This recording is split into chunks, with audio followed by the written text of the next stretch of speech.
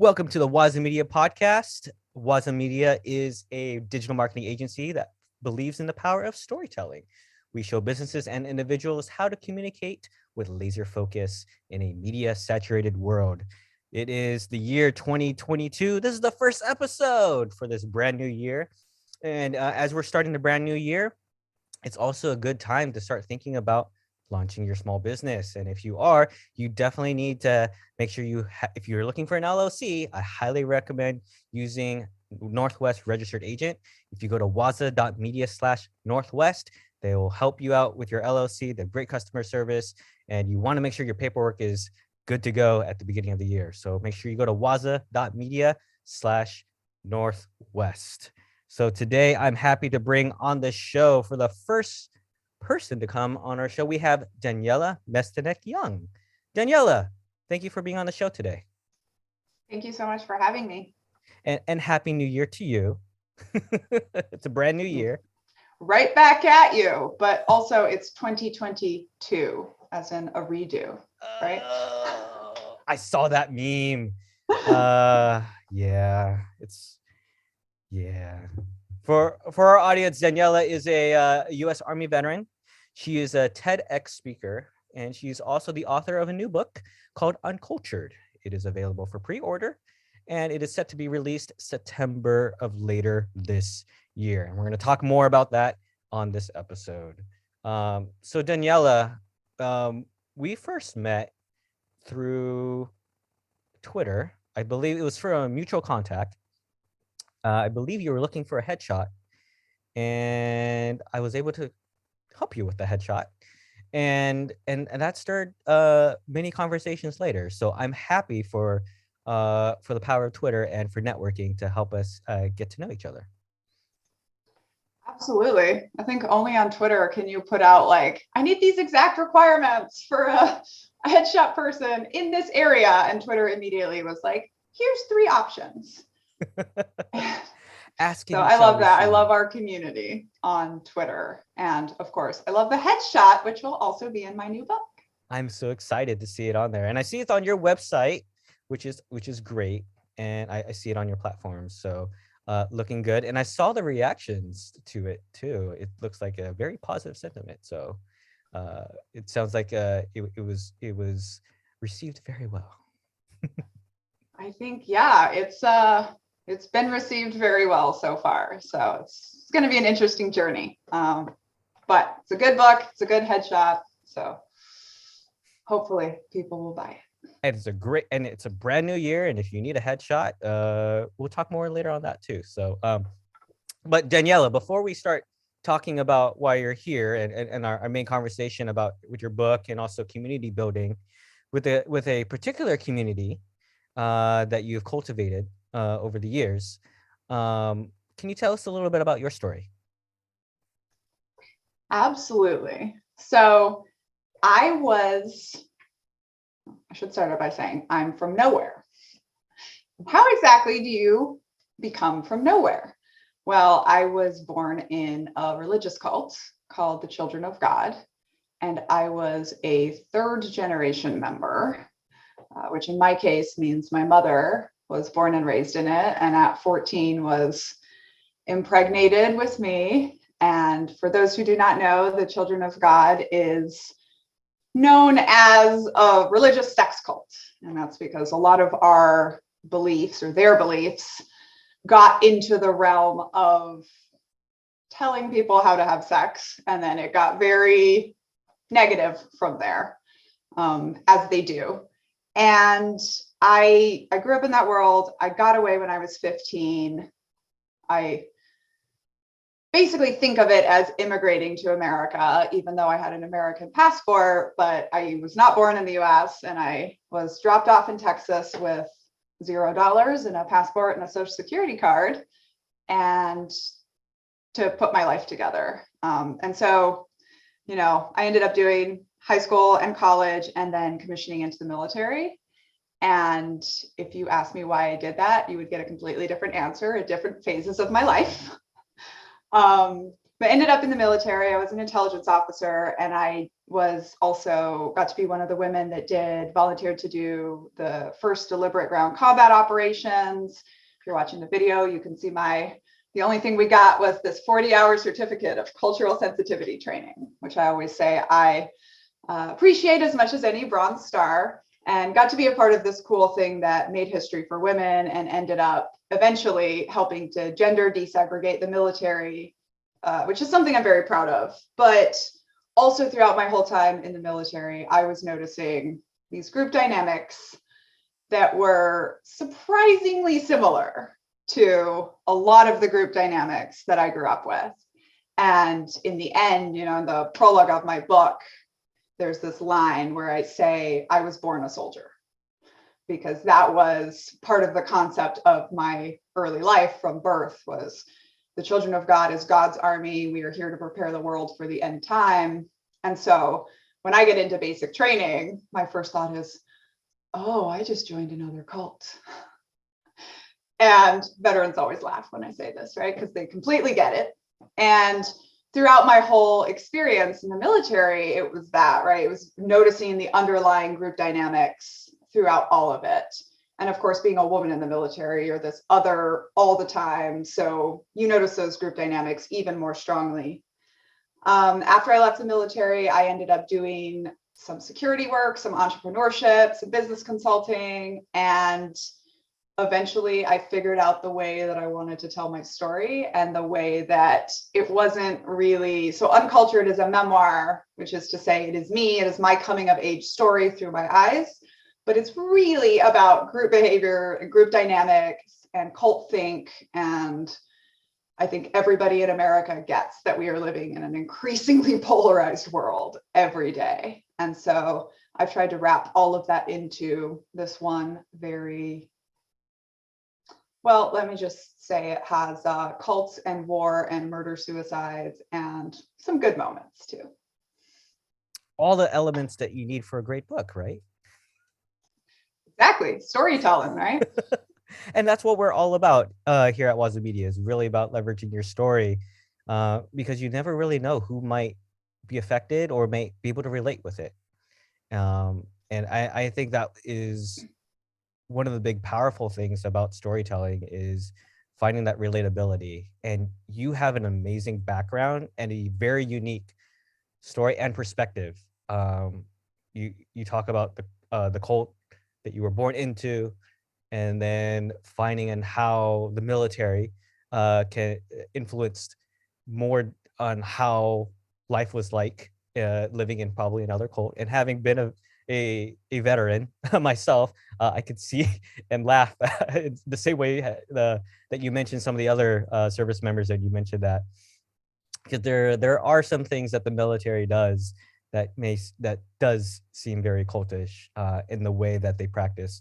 And being in the less than 1% that have served, and then see it and getting the different perspectives of the rest of the 99% of Americans who don't serve, it kind of is mind-boggling, where they can't relate because they don't have a similar experience unless they have someone of your background or is in a cult.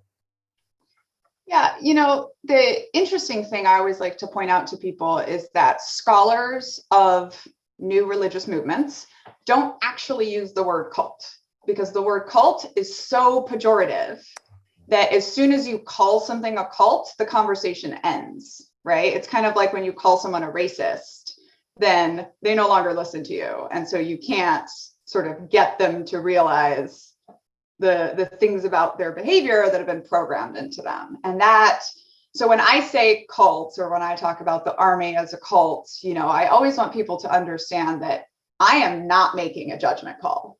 I say all the time, cults do some things right, which is community and mission and purpose and all of these very strong drivers for human beings. And cults also always start off with like a real mission, trying to solve like a real ill in the world. And then they become insular and the logic breaks down. But there's this new trend, right? To look now at this woman named it Cultish in a really good book. Like on a scale, how cultish is your organization? Because actually most things that are huge in the business world right now about building culture in your company can get really cultish really fast. And it doesn't always mean that's bad, but you want to be aware of that and you want to be aware of those dynamics. And another thing you said was about the relatability, right? And so my journey as a speaker and writer sort of has been developing that. And I will, start off like someone told me when I was first starting to speak that, I don't know if there's a market for what you're doing, because I don't think a nice girl from Milwaukee that has never had anything bad happen to her can understand life in a sex cult and life at war. And, I worked with this concept for a while, and eventually my response to that is kind of, I don't think there's such a thing as a nice girl from Milwaukee that has never had anything bad happen to her. And actually, psychologists will tell you that we study extremes in order to understand regular humans. And so my mission writing this book, especially because I eventually did get like a very good book deal with a big publisher. And so, I've been looking at it as kind of like, how do I storytell what matters about this cult and what matters about women's experiences in the military in a way that everyone relates to it, right? So it's this inspiring, crazy origin story, but the themes in it, I've had women veterans tell me that they don't know how I got their journal, because that's what, the Army part of my book sounds like, and that we all have those relatable experiences, even if they're a slightly different flavor. Shared experiences are, and I think I'm trying not to say any military speak because I want to be cognizant of our audience who are not military, but I think the best way to describe it is being in the military. The struggle is real, and the shared struggle and the hardships that we endured together, I think, is what brought us together. And a lot of it has to come through either the workload that we had, the missions that we were on, or the type of physical activity that we did. And I keep thinking about like those long ruck marches and having to wear our boots and then those long hours of sleep deprivation that we had to do because we had to be awake for so many hours, or having to be in what would not be normal work conditions, living in austere environments and having having to sleep in tents and for months on end. I think those shared struggles is what really brings relatability on the military side, just from my experience. Yes, and let me give you some group behavior context for that there, right? It's like, so if you ask a veteran about their time in the military, they will tell you nothing but horror stories, and then tell you about what great friends they still have to this day because of it, right? And what great community. And what scholars of like high or total control groups will tell you is that like sublimating yourself, right? And like personal suffering for the good of the organization or the good of the mission is one of those things that really bonds people together. And another thing from what you said about communication that I think is so important and so many veterans don't get, where you said, I want to be cognizant of not using too many terms because of my audience. And that's something that is so, so challenging for us, right? When you leave the military, you have been in a total control environment, right? The military owns you and they can do what they want with you. And yes, there's an element of programming. And yes, there's absolutely group language. And what most people do when they write a book, for example, about cults or often about their experience in the military, is they just dump all that group language on you and they define it, but no one can keep up with that, right? It took us 6 months to get through our training in the military. And there's actually a term in communication called bypassing, right? Which is if you say a term that I don't understand, I'm just going to tune out from what you're saying.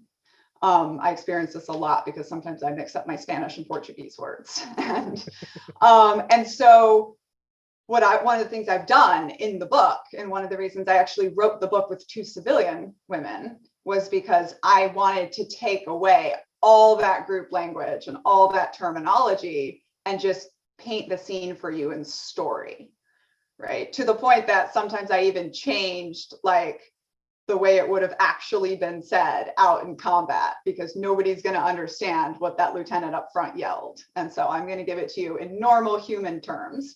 And of course, military people are going to be like, oh, she's so false. But, you know, everyone that speaks English can pick up this book and understand the scenes, right? Not just people who've served in those groups.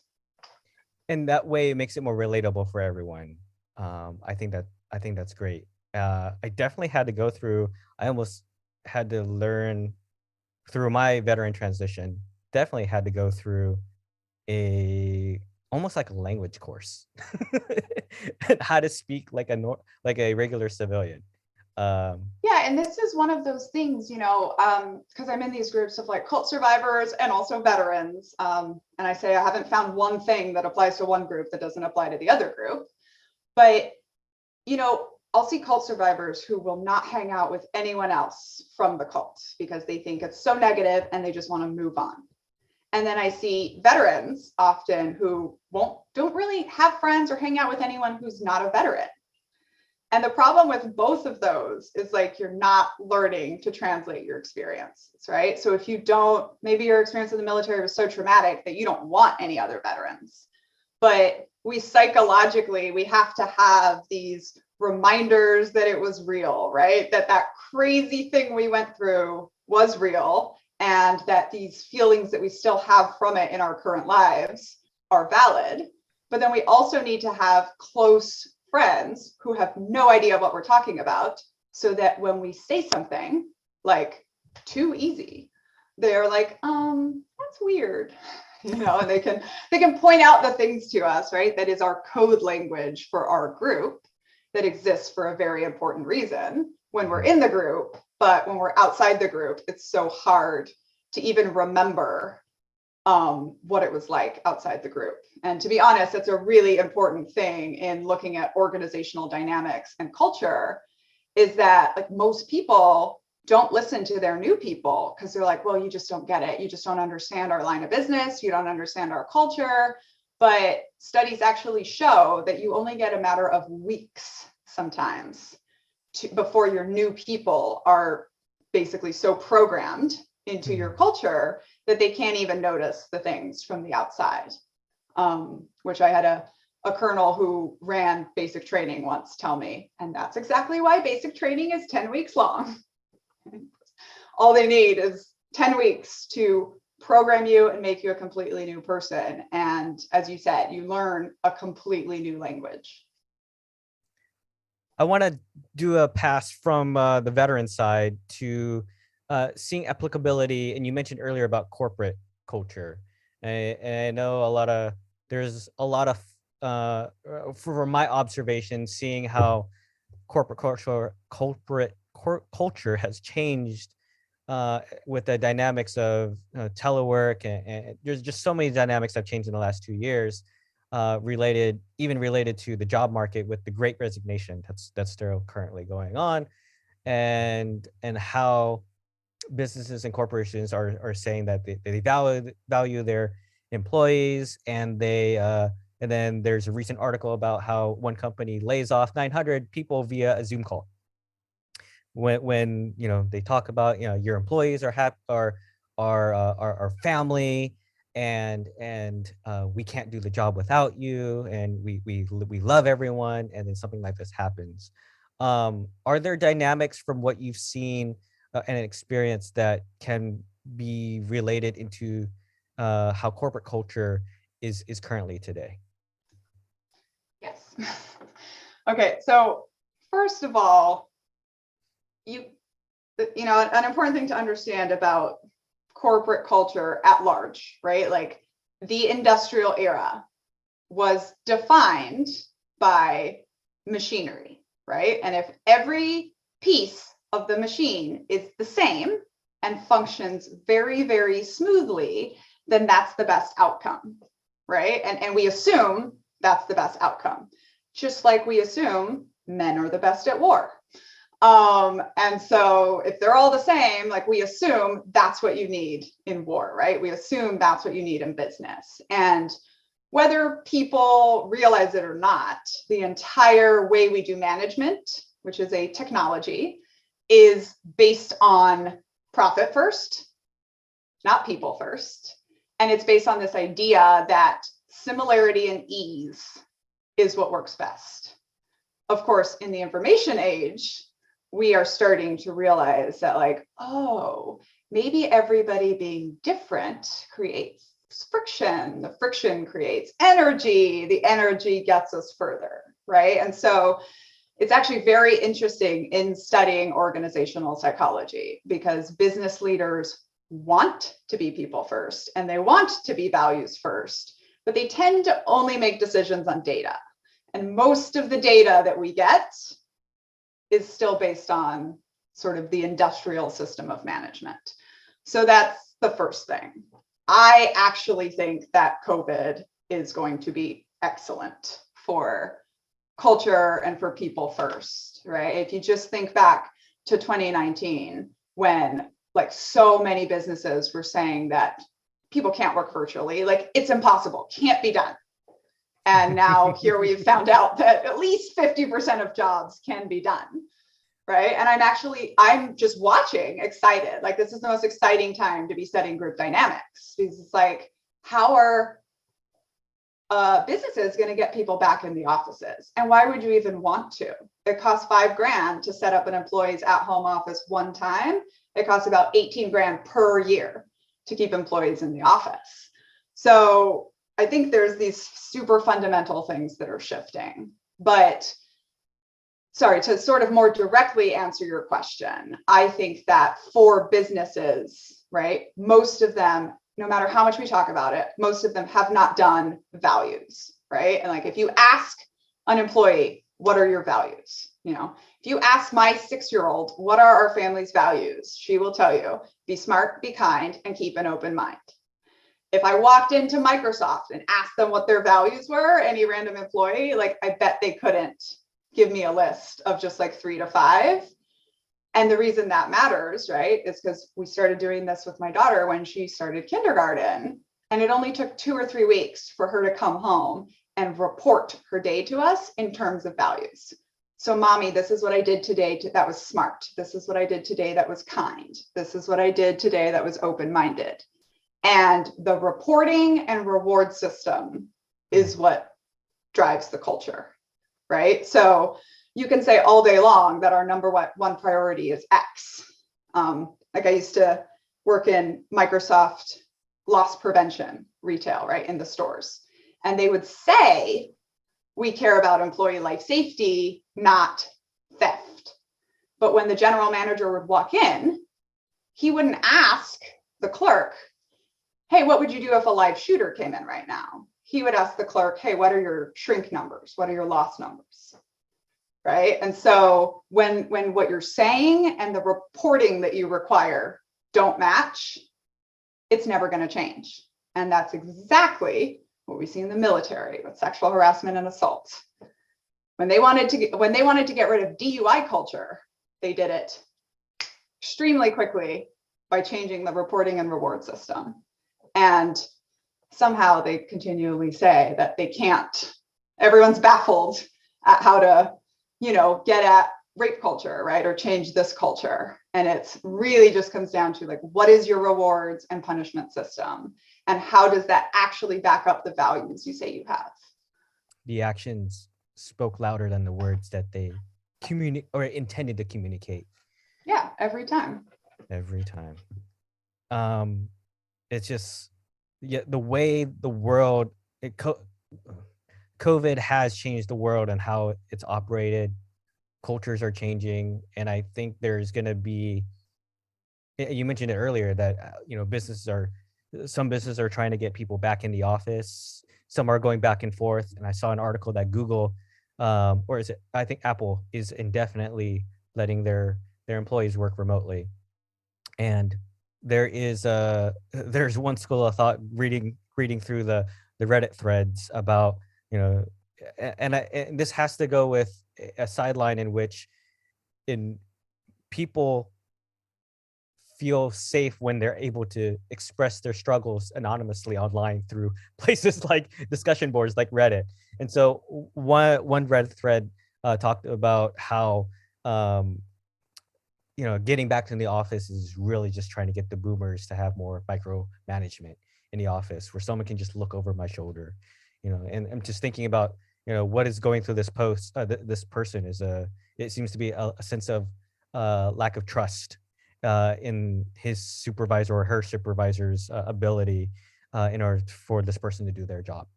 And so the supervisor feels like this is the culture that needs to be done in order to get things done when the world has changed. And as you mentioned, a lot of the jobs can be done remotely.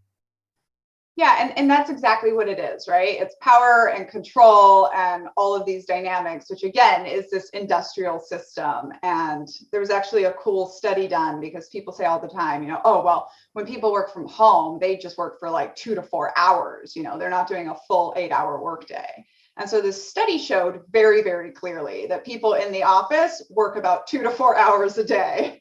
And the rest of the time is getting coffee and talking to people and getting distracted and taking breaks and all the same things you do at home, right? And let me also sort of compare this to cults for you, because that's my brand. In cults, right, everyone is supposed to be exactly the same. And your group norms, which is how it's appropriate to act in a group, and we all have them, and they exist in whatever group we're in. The group norms in cults are so strong and so highly codified that I actually describe our childhoods as, the worst part wasn't the sexual abuse or the physical abuse or the medical neglect or any of that. It was a childhood without spontaneous moments of joy, right? Like that's what the cult mentality and the groupthink mentality and the control and the structure can end up doing. So now apply that to your workplace, right? And what we know about diversity and what we know about, companies that give people 10 hours a week to work on whatever project they want for the company, right? And those kinds of things versus these companies that want to command and control everything you do to keep you in this idea of perfect, right? Or perfect operations. And quite frankly, I think what we're seeing in the world now is we have no idea how to deal with this complex world. And what we have done in the past has mostly been wrong and built completely toxic systems for us that kill people and harm them in many other ways. And so finding this new core of how we operate is absolutely going to come from, I think, diversity of thought and how we do things differently. And COVID was nothing but a forcing function for that. I mean, horrible plague that killed people aside. There's a great quote that I think that's related to this from your TEDx talk in Tacoma, November 2020, November 2018, where it says that the process of finding your process is a process. And I think that's there as the work dynamic is changing, management is changing, cultures are having to process, are the things that they're doing actually living up to the culture and beliefs that they said that they were doing? And are their actions true to what their words are saying? And what is the level of effort that we're doing is matching the amount of impact that we're doing across the board? And I think still some companies are still trying to find that process in their process. They really are. And I think that's okay, and one of the things when you are building something new is that idea, right? That you're going to fail, right? How many of us have built successful companies without failing? A lot. Probably no one. And, I write about this in Uncultured through a military leader that I have. Of course, there's quite a few toxic, awful ones. And then there's this one who I truly felt was a great leader. And one of the first things he said to every person that worked for him was like, you're allowed to fail. You know, he said, I care about three things: character, candor, and competence. And he's like, but competence, you're allowed to mess up. Like, you're allowed to fail, learn, and then try again. And he sort of stuck through that throughout our time. And, you know, we're talking about war, right? It's not like when you talk to business leaders, they'll be like, well, sometimes our stuff is too serious. And I'm like, if you can build a fail forward mindset into war, I think you can build it into anything, right? But it has to be that priority. And then, of course, that's also how you get people that are willing to do anything for you as a leader, right? So that can end up being a part of building that community, is that people are not afraid. With your book Uncultured, I can't wait to get my hands on it. It is available for pre-order. Just wanted to put the plug out there again. January 6th. This episode is launching January 6th, and that's a huge day in America's history. And I want to talk about, or ask you about, the community impacts on January 6th. And with your book, what's the inherent value related to the events of January 6th that happened, and how your book will help bring value to the community, either awareness or next steps in identifying cultures of this type? Yeah, so for me, I think the value of January 6th was what I call the crack in the brainwashing. So the crack in my brainwashing growing up in a cult was when on September 11th, I was surrounded by Americans who were cheering and praising God, right, for the destruction. And I was like, nope, this is wrong, right? Even though the only thing I'd ever been taught was America's Babylon the whore and evil, and they deserve this just punishment. And I think that we all knew that the country was polarizing, right? We all knew that people tell me I got lucky with timing for my book. And I like to say, I watched a cult leader run America for 4 years and knew what was going on. Like, I knew he was going to get elected because he was using extremism to motivate, right? And so what is interesting about January 6th is we've had sort of an entire propaganda system that soldiers are amazing, right? I actually call it the cult of the veteran. And we don't look at, because nobody likes to look at the negative sides of their behaviors, and groups absolutely hate being compared to like a cult or groupthink or anything like that, which I found out when I tried to sell my book before January 6th. We're not willing, sort of as a society, to look into like what do armies do? And when I started speaking about the Army, I would get told like, oh, the US Army is a wonderful organization. And I would be like, well, the US Army is 1.3 million people trained to kill other people as efficiently as possible, right? The US Army and the militaries in general in the world program violence into humans, program humans to conduct violence on behalf of state. And on January 6th, we saw very, very clearly, for most of the country, this was a wake-up moment, right? This polarization, this extremism has gone too far. They are committing domestic terrorism in the name of what's now being called toxic patriotism.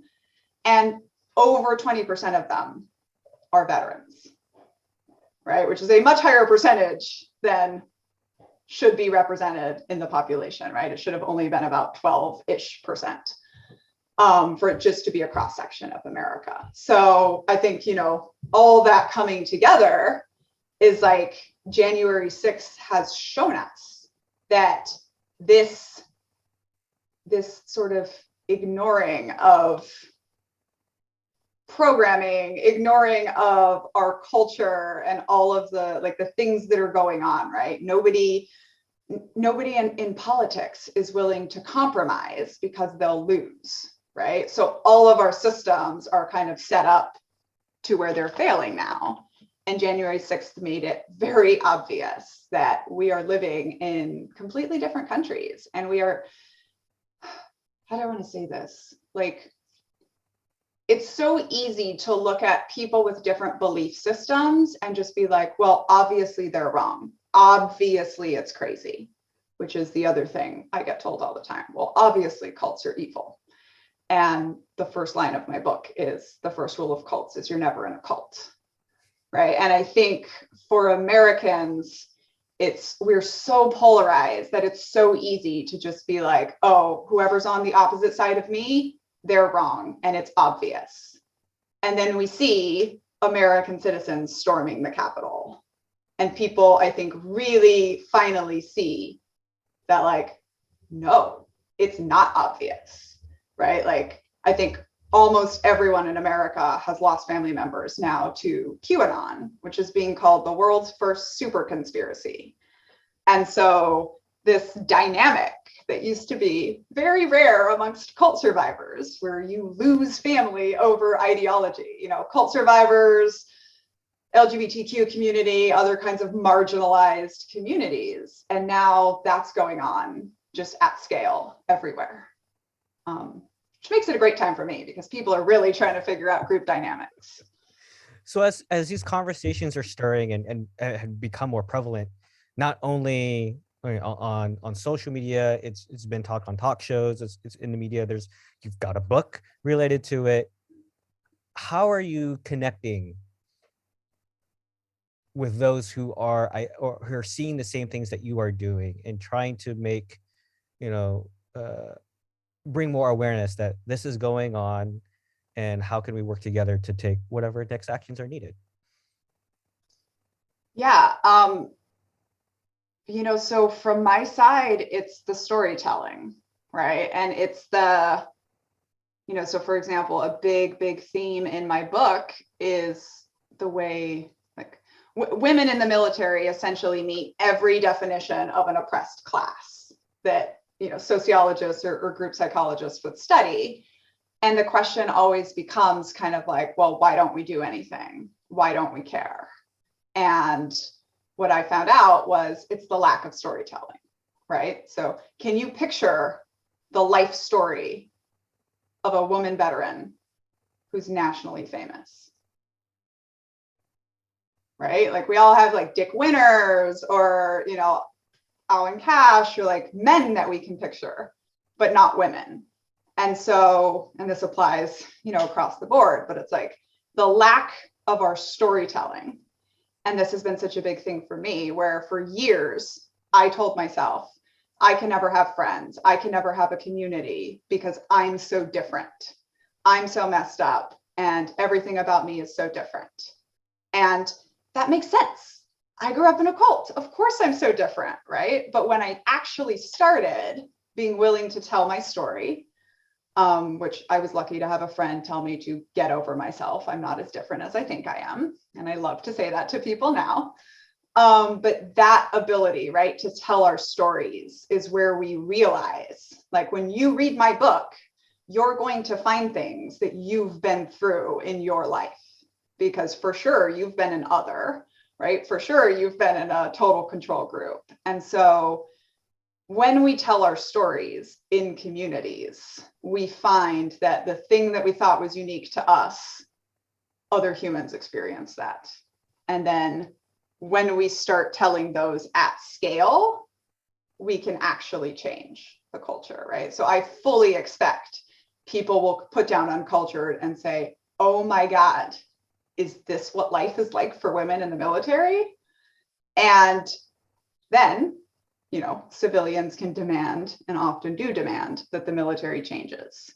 But it's never going to happen when it's just the news stories of us being raped and murdered. Like it's never going to happen until you actually connect to an individual through story and then start to realize all of those things.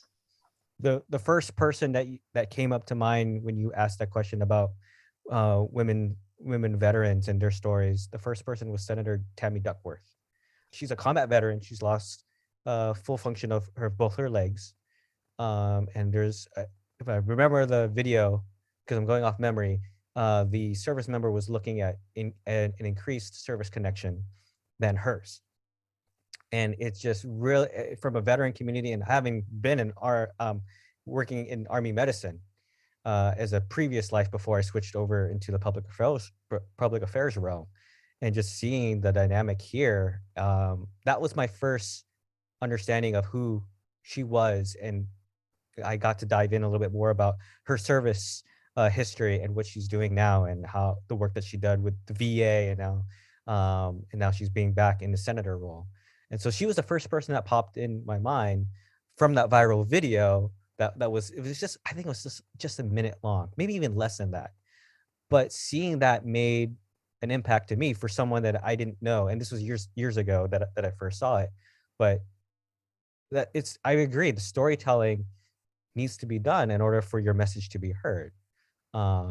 You've got your book that's coming out. I'm sure you're going to go on tour. You're going to continue to promote this, so that way your story can be heard. Yeah, I mean, we'll see what COVID allows, right? But there's a book tour planned, and it's exactly what you said, right? It's like we might have the onesies and twosies, but it's really getting to, and I tried really hard to do this in Uncultured, like, it's not the exact details or the exact life story, right? But it's the shared experience that we have as humans, or as these category of humans in, going through these things. And that was actually so interesting that, like, in traditional publishing, it's very, very hard, or has been very, very hard for military women to get big book deals.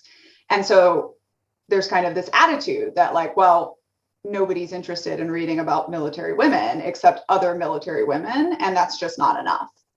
But I think what we really get to, and I really struggle with, I was like, why? Like, military women, I do this talk and this chapter in my book called The Only Woman on the Sand. And it could easily be called The Only Woman in the Boardroom, right? Like, it just goes back to that, like, we're that extreme level of experience, but the things we go through, right? Like, any woman in a male dominated career has those types of experiences. And so what I'm really trying to do here is show people, right, is literally use the extremism of my experiences to be like, it's not that different than you think, right? Growing up in the cult, being in the military, and the things we're dealing with America right now, like, these are all the same things, and we need to be looking at them all together in this complex system, because that's the only way we're going to avoid cultthink. The flip side of group cohesion, which is great, is groupthink. And so if you don't have your sort of security, right, and your threat level out there, and you think that, like, everything about building culture and everything about building community is just a fun time party, that's how you get into the negative sides of group behavior. Daniella, author of the book Uncultured, is available for pre-order now. Really looking to see your book tour. I hope you get to do something along the road, pending what the things around the world. Other than the book, which is available on Amazon. And correct me if I'm wrong. If you order it now on Amazon, it'll pending everything's is good to go. The plan is that you can get your book by September 20th. Is that right? Oh yeah, no, that's definitely happening. So if you Okay. order it on Amazon, you will get it on the 20th, right? Because Amazon sort of does this day of launch delivery. And then if you are an indie bookstore, which of course is great, or Barnes and Nobles or any of these other bookstores, I think they ship it out on the 20th. So you would get it a few days later. But essentially, yes, they're Uncultured, a memoir by Daniella Mestyanek Young, and you can find it now pretty much anywhere you buy your books. Yes, there will be an audio. I have not recorded it yet, but that's part of the process. Do you plan on using your voice, or do you plan on what's your plan with the audiobook? I hope to. So fun part about traditional publishing is I no longer own it. So I get to audition to read the book, and I hope that I will win. I'm rooting for you. Me too. And at the very least, if there's no sort of book tour, you and I can just team up and go around all of the book locations in the greater DC area, and I can have my photographer, and we can do our own stuff. So We'll go on the road. we'll figure something out. Yeah. I know I'm definitely gonna be going to like most of the bookstores in the DC area to do signed copies, and then putting that on Twitter so that people can buy their signed copies and stuff like that. So obviously, like, we love pre-orders. If you thought this was interesting, please order it now. You'll basically forget about it for 9 months, and then this fabulous book will show up in your door on September 20th. Daniella, how else can our audience find you and continue to see when your book tour comes out? If you've got any engagements that are going on, how can they follow you? So my website is www.uncultureyourself.com, because my name is too complicated. And you'll find events on there. You'll also find really fun t-shirts and quotes from the books that you can put on things. And I am the most active on Twitter. So I am at Daniella M. Young on Twitter. And that's where, at least until my life gets way too busy, you can still find me and have conversations. And, I'm all about building community on Twitter. I noticed that your Instagram Reels has not been, existent. So, I mean, you are very active on Twitter. I do follow you on there. I do words, not pictures, but I'm trying to learn, and something you and I should definitely talk about more. I have 2 left feet, so I can't really do all the dancing that goes on TikTok and Instagram Reels. So maybe that's what I need to do. Just like salsa dance on TikTok while reading parts of the book. Hey, I like that idea. # culturally confused. You heard it here first. Heard it here first. Yep. Daniella, it was great having you on the show today, and looking forward to see your book launch and many more things to come with you. Thank you so much for having me. This is such a great show, and airing on January 6th is serendipity, right? So hopefully people are paying attention to what's going on in the country right now, and individuals can impact groups. So it's just my like final plug to everyone to pay attention to the groups that you're in. And storytelling. Tell your story.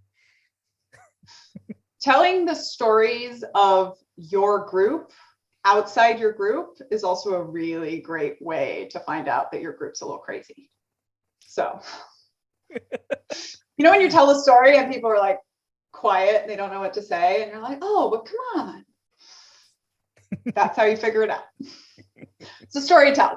Just go out in the world and be empowered to just tell stories everywhere you go, because that's really what culture is. It's just the stories we tell ourselves. I like it. And that's a great way to end this note. Thank you, Daniella. Thank you so much. Thanks for watching another episode of the WazaMedia Podcast. If you're interested in WazaMedia, go to our main channel over here. And if you want to listen to more podcast episodes, go over here. See you next time.